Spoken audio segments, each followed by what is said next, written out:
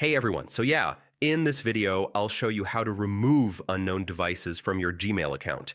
If you see unfamiliar logins or devices, this full step-by-step guide for 2026 will help you secure your account quickly. First, open your browser and go to myaccount.google.com. Sign into the Gmail account where you want to remove devices. Next, click on Security in the left-hand menu. This is where you can view devices, recent activity, and connected apps.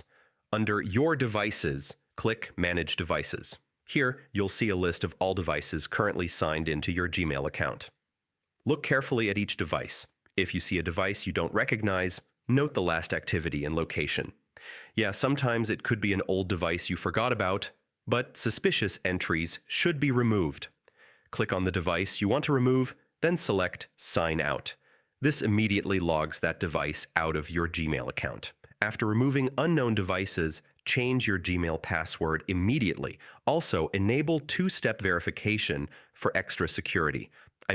This step is really important to prevent future unauthorized access. Finally, run Google Security Checkup to review devices, apps, and recent security events.